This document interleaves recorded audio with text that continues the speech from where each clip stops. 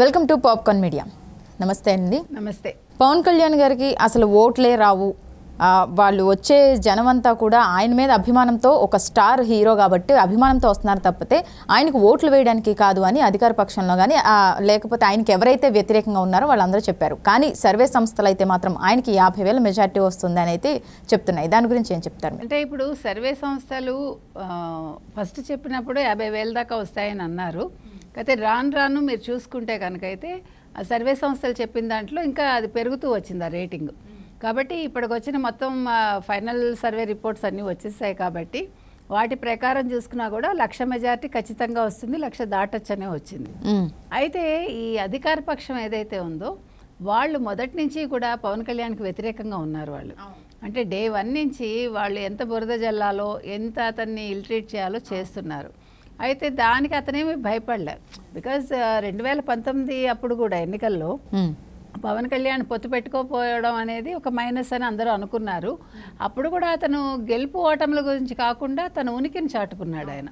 కాబట్టి ఒక్క సీట్ వచ్చినా ఏమొచ్చినా కూడా పవన్ కళ్యాణ్ తగ్గేదేలే అన్నట్టుగానే ఆయన ముందుకెళ్ళాడు. ఒకటి ఆ ధైర్యం ఉంచుకున్నాడు ఆయన, అది పెద్ద విషయం.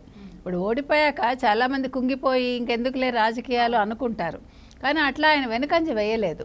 సరే ఇది ప్రస్థానం అనుకున్నాడు, ఆయన ఎదురీదాలనుకున్నాడు, తనేంటో నిరూపించుకోవాలనుకున్నాడు. అందుకని 5 ఏళ్ళు కష్టపడ్డాడు. ఆ కష్టంలో కూడా తను రైతుల కష్టాలు చూసి చలించాడు, తను చేయగలిగిన సాయం చేశాడు. ఇది ఆర్మీ జవాన్లకు చేశాడు, బార్డర్లో ఉన్న వాళ్ళకి, అట్లా అవసరమైన వాళ్ళకి ఆదుకున్నాడు ఆయన. అందుకని తను ఏదైతే లక్ష్యంగా పెట్టుకున్నాడో దానికోసమని ముందుకెళ్తూ వచ్చాడు.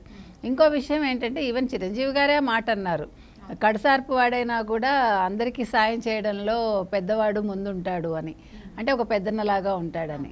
అది గొప్ప విషయం కదండి. ఒక మనిషిని నిల్చోబెట్టేది ఆయన చేసే మంచి పనులే. మీరు ఎలాంటి వాళ్ళు అనేది మీరు చేసే పనులను బట్టి మీ వ్యక్తిత్వం రుజువు చేస్తుంది. ఆ విషయంలో పవన్ కళ్యాణ్కి 100కి 100 ఓట్లు, 100 మార్కులు వస్తాయి.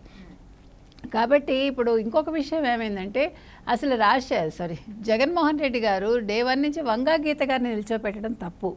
ఎందుకంటే అది ఓడిపోయే స్థానం అని తెలిసినప్పుడు ఆయన వంగా గీతని నిల్చోబెట్టి ఆవిడ భవితవ్యాన్ని పాడు చేయడం, రాజకీయంగా ఆవిడ ఎదగకుండా చేయటం అనేది అది ఆయన చేసిన తప్పు. అంటే పవన్ కళ్యాణ్ గారికి గట్టి పోటీ ఇవ్వలేదు అంటారా వంగా గీత?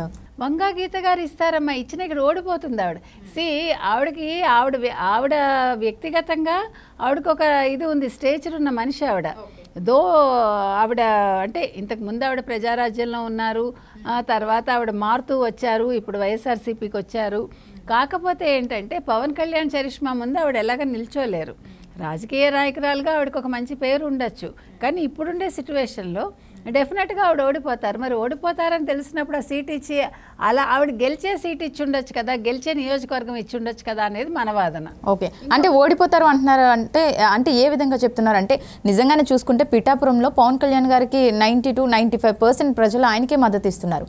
అందువల్ల ఓడిపోతారు అంటున్నారా? దేనివల్ల? అంతే, అందువల్లే అదే చెప్తున్నా. పవన్ కళ్యాణ్ చరిష్మా ముందు ఆవిడ ఓడిపోతారు. ఇప్పుడు పవన్ కళ్యాణ్కి ఈరోజు ఆయనేం కోరుకోలే వీళ్ళందరినీ రమ్మని, ఎవరికి వాళ్ళు వస్తున్నారు. ఇప్పుడు మొత్తం వాళ్ళ కుటుంబ సభ్యులే 7 వచ్చారు అన్న, వాళ్ళందరూ హీరోలు కావచ్చు, బయట వాళ్ళకి హీరోలు, కానీ ఆయన కుటుంబ సభ్యులే వాళ్ళు. వరుణ్ తేజ్ కావచ్చు, సాయి ధరమ్ తేజ్ కావచ్చు, బన్నీ ప్రకటించాడు తన ఇది. తర్వాత నిన్న అల్లు అరవింద్ గారు కూడా చాలా మంచి కమెంట్ చేశారు. ఆయన పవన్ కళ్యాణ్ చాలా మంచి పని చేస్తున్నాడు, ముందుకెళ్ళాలి, ఇంకా ఎత్తులకు ఎదగాలని అన్నాడు ఆయన.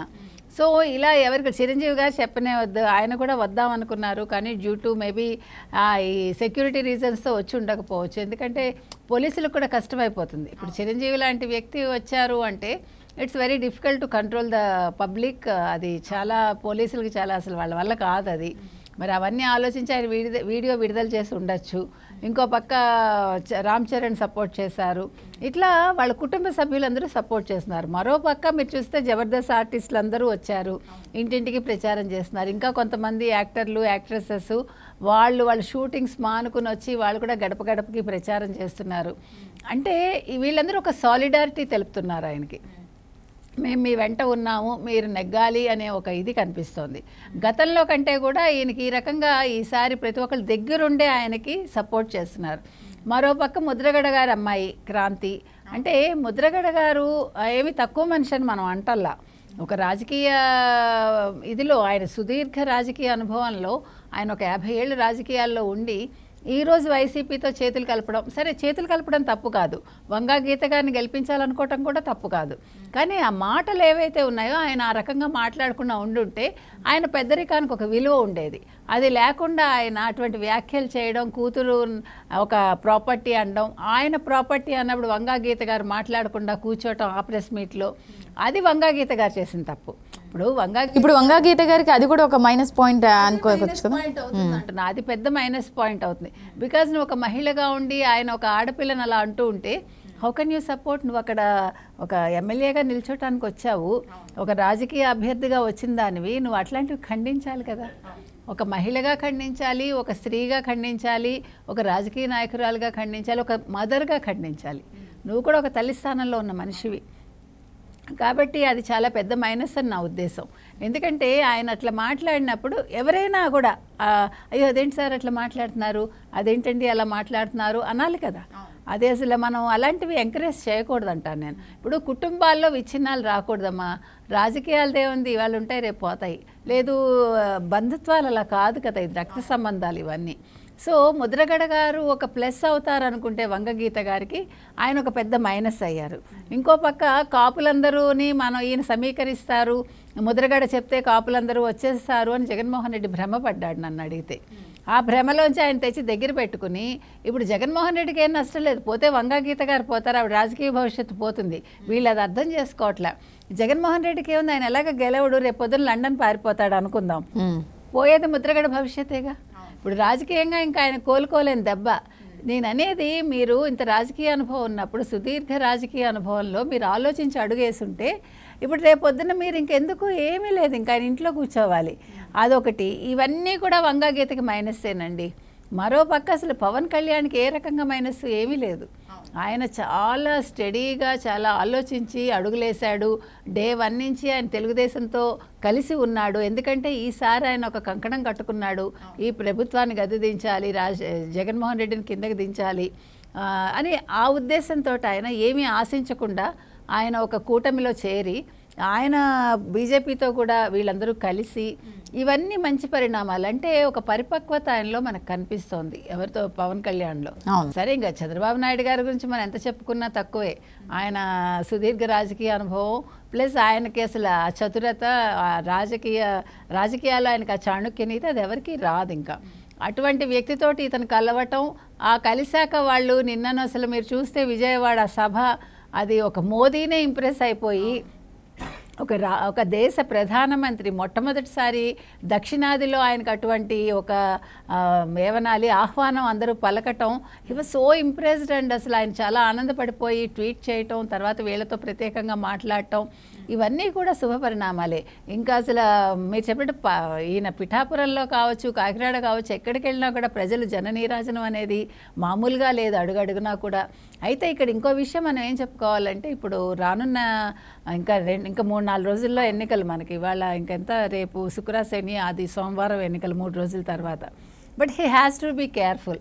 ఎందుకంటే ఆయనకి ప్రాణభయం ఉండొచ్చు. మనం ఆల్రెడీ గతంలో చెప్పుకున్నాం, పిఠాపురం చుట్టుపక్కల వైఎస్ఆర్ మనుషులు అంటే గుండాలు ఒక 1000 మందిని దింపేశారు వీళ్ళందరూ అని అన్నారు. కాబట్టి నిన్న జగన్మోహన్ రెడ్డి ఆయన మొత్తం అన్నీ మానుకుని ఇంట్లో కూర్చున్నాడు తాడేపల్లిలో. ఆయన ఎక్కడా కూడా ప్రసంగాలు చేయకుండా, ఎక్కడ వెళ్లకుండా, బస్సు యాత్ర చేయకుండా. తర్వాత వాళ్ళ ఛానల్ వాళ్ళకు కూడా చెప్పాడు ఆయన, ఒక పెద్ద సంభవం జరగబోతోంది, మీరు రెడీగా ఉండండి అని. కాబట్టి ఏది చూసుకున్నా కూడా ఇప్పుడు ఆయన గెలుపు ఎలాగా లేదు కాబట్టి జగన్మోహన్ రెడ్డి ఓడిపోతానని తెలుసు. ప్లస్ పవన్ కళ్యాణ్ ఆయనకు ఒక ప్రెస్టీజ్ ఇష్యూ, ఇంకో పక్క చెల్లెళ్ళది ఒక ప్రెస్టీజ్ ఇష్యూ. నిన్న ఒక ఛానల్కి ఇచ్చిన ఇంటర్వ్యూలో ఇంకా వై నాట్ 175 అంటున్నాడు. ఆ అండంలో కూడా రజనీకాంత్ అడిగారు కూడా, ఏంటి మీరు కుప్పం, మంగళగిరి, తర్వాత అదేంటది హిందూపూరు, ఇంకొకటి ఏంటి పిఠాపురం, ఇవన్నీ కూడా వై నాట్ 175లో వస్తాయంటే ఖచ్చితంగా వస్తాయి అంటున్నాడు. అంటే ఆయనకి ఏమైనా మనస్థిమితం లేకుండా పోయిందా ఏంటి? ఎందుకంటే ఈ 4 కూడా వాళ్ళ నలుగురికి కంచుకోవట్లే. ఇప్పుడు వాళ్ళ నలుగురు ఖచ్చితంగా మంచి మెజారిటీతోటి గెలుస్తారు. సో ఇవన్నీ చూసుకున్నప్పుడు ఏది ఏమైనప్పటికీ కూడా పవన్ కళ్యాణ్ కొంచెం జాగ్రత్తగా ఉంటే మంచిది. ఈ 3 రోజులు ఆయనకి ఎటువంటి హాని జరగకుండా, అంటే ఎన్నికలు సజావుగా జరగాలి, ఎవరి ప్రాణాలకి ఎటువంటి ముప్పు రాకూడదు. అందరూ కూడా జాగ్రత్తగా వాళ్ళ ఓటు వినియోగించుకోవాలి. వీళ్ళందరూ కూడా వాళ్ళు జాగ్రత్తగా వాళ్ళ రాజకీయ ప్రస్థానం కొనసాగించాలని కోరుకుంటున్నాను.